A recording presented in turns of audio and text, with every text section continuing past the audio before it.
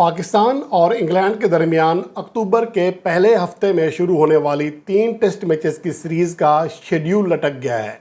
उसकी वजह क्या है, उसके ऊपर बात करेंगे। और फास्ट बॉलर मोहम्मद आमिर ने एक बड़ा वर्ल्ड रिकॉर्ड जो है उसमें करीब आ गए हैं और मोहम्मद शमी को पीछे छोड़ दिया है, और इसके ऊपर ही बात करेंगे। जबकि चैम्पियंस कप जो कि फैसलाबाद में खेला जा रहा है, इसमें पॉइंट का सिस्टम एक बार फिर तब्दील कर दिया गया है और एक मैच का शेड्यूल भी तब्दील कर दिया गया है 12 रबीउल अव्वल की वजह से।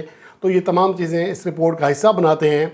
सबसे पहले तो अहम बात यह है कि मोहम्मद आमिर जो कि पाकिस्तान के दौर हाजिर के चंद बेहतरीन फास्ट बॉलर्स में शुमार होते हैं, उन्हें एक बड़ा एजाज़ हासिल हुआ है। वो T20 क्रिकेट की हिस्ट्री में तीसरे ज़्यादा मेडन ओवर कराने वाले बॉलर बन गए हैं, जिन्होंने ये कारनामा कैरिबियन प्रीमियर लीग में सरअंजाम दिया, जिन्होंने भुवनेश्वर कुमार को पीछे छोड़ा है। मैंने गलती से मोहम्मद शमी बोल दिया था, लेकिन भुवनेश्वर कुमार को पीछे छोड़ा है जो कि तीसरे नंबर पर थे।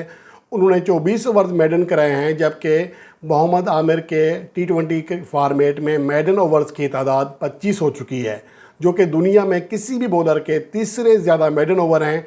इससे आगे जो 2 खिलाड़ी हैं उनमें सुनील नारायण ने 30 ओवर्स जबकि 26 मेडन ओवर कराए हैं शकीब उल हसन ने। अगर मज़ीद एक मेडन ओवर कराते हैं मोहम्मद आमिर, तो वो दूसरे नंबर पर शकीब उल हसन के आइन बराबर आ जाएंगे। उन्हें 2 मेडन ओवर चाहिए दूसरे नंबर पर आने के लिए। अब देखना ये है कि मोहम्मद आमिर क्या इसी कैरिबियन प्रीमियर लीग में शकीब उल हसन को पीछे छोड़ देंगे या उन्हें मज़ीद इंतज़ार करना पड़ेगा। और उसके अलावा पाकिस्तान और इंग्लैंड के दरमियान 7 अक्टूबर से शुरू होने वाली 3 टेस्ट मैचेस की सीरीज़ का शेड्यूल एक बार फिर लटक गया है। एक बार फिर इसलिए कह रहा हूँ कि पहले तो ये था कि कराची में दूसरा जो टेस्ट मैच था 15 से 19 अक्टूबर तक शेड्यूल था, वो मुंतकिल किया गया।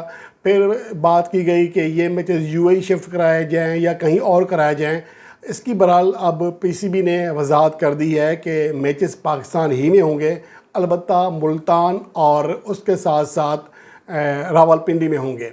फैसलाबाद में टेस्ट मैच नहीं रखा जा रहा, जो कि समय से बाला आ रहा है, हालांकि चैम्पियंस कप वहाँ पे हो रहा है। तो अब PCB परेशान है इस हवाले से, क्योंकि शंघाई कोऑपरेशन की जो कॉन्फ्रेंस हैं वो भी 15 और 16 अक्टूबर को इस्लामाबाद में होनी है।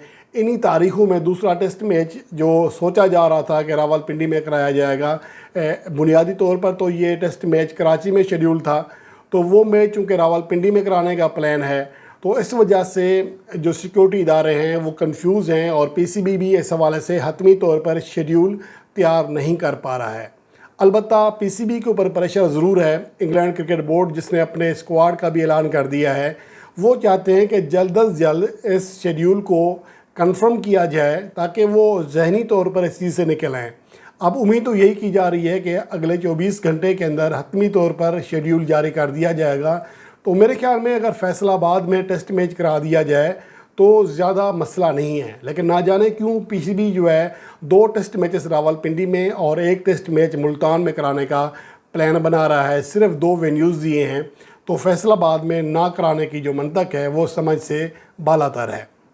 और इसके अलावा चैम्पियंस कप में एक मैच का शेड्यूल जो कि 17 सितंबर को मैच था वो चेंज कर दिया गया है, क्योंकि 12 रबीउल अव्वल की छुट्टी है और उस दिन जो है मैच नहीं होगा। अब जो अगले दिन मैच होगा वो 3 बजे के बजाय सुबह 9:30 बजे शुरू होगा, यानी डे मैच होगा। और ये मैच डॉल्फिन्स और मार्कोर्स के दरमियान शेड्यूल है।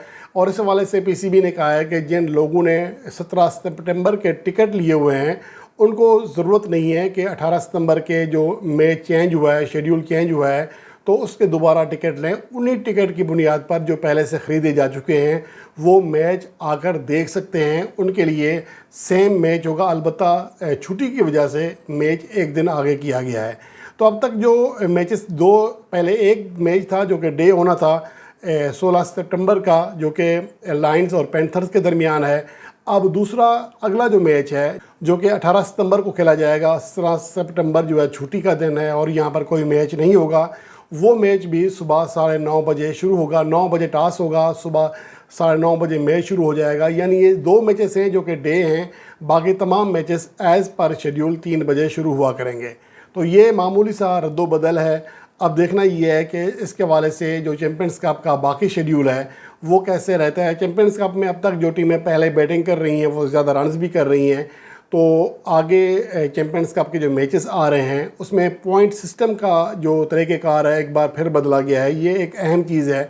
मुझे समझ नहीं आती है कि पाकिस्तान क्रिकेट बोर्ड इतने ज़्यादा एक्सपेरिमेंट क्यों कर रहा है। पहले ये कहा गया था कि जो टीम 350 रन करेगी उसे 1 पॉइंट मिलेगा, जो टीम 375 रन से ऊपर जाएगी उसे 2 पॉइंट मिलेंगे, और जो फतह का मार्जिन है उसमें भी पॉइंट सिस्टम रखा गया था।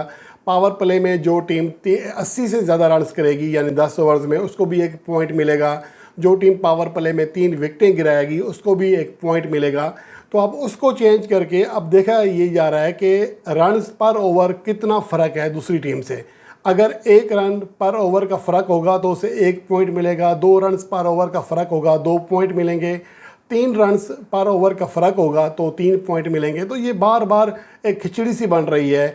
एक मैच के लिए अलग पॉइंट सिस्टम लागू किया जाता है, दूसरे मैच के लिए अलग किया जाता है। तो मुझे तो लगता है कि पाकिस्तान क्रिकेट बोर्ड खुद कंफ्यूज है, वो सही तरीके से इस इवेंट को करा ही नहीं पा रहा है, क्योंकि साबिक प्लेयर्स इस चैम्पियंस कप के ऊपर बहुत ज़्यादा तनकीद कर रहे हैं, जो कि मेरे ख्याल में एक फजूल की तनकीद है। क्योंकि जब हम अपना इवेंट अगर नहीं कराएंगे इस तरह का, पहले तो हम मसला करते हैं कि जी PSL की कारकर्दगी की बुनियाद पर, जो कि T20 फॉर्मेट का इवेंट है, उसकी बुनियाद पर कैसे आप वनडे प्लेयर मुंतखब कर सकते हैं। और जब वनडे कप हो रहा है हम खुद ही कहते हैं कि हमारे डोमेस्टिक क्रिकेट का मेयार और इंटरनेशनल क्रिकेट के मेयार में बहुत बड़ा फ़र्क है, क्योंकि बहुत सारी छोटी टीमें हैं जिनके पास अच्छे बॉलर्स नहीं होते। अब आपके पास जो 150 बेहतरीन बॉलर्स हैं उनमें से टीमें मुंतखब की गई हैं, वो खेल रही हैं और बेहतरीन बॉलर्स खेल रहे हैं, बेहतरीन बैटर्स खेल रहे हैं, तभी भी एतराज़ किया जा रहा है। ये वही है कि जब न्यूजीलैंड की टीम यहाँ आती थी, पाकिस्तान ने उसे 4-1 से हराया था, तो ये कहा गया कि ये उनकी B टीम है, ये उनकी C टीम है। ऑस्ट्रेलवी टीम को भी यही कहा गया, इंग्लैंड की टीम के बारे में भी यही कहा गया। तो जब बांग्लादेश हमें हरा कर गई है तब भी हमें एतराज़ है। तो ये चीज़ें ऐसी हैं, मेरे ख्याल में इनको हम यूँ समझ लें कि ये तनकीद बराए तनकीद है। जिन साबिक प्लेयर्स को नौकरी नहीं मिल रही है पाकिस्तान क्रिकेट बोर्ड में, वो इस तरह की बातें कर रहे हैं।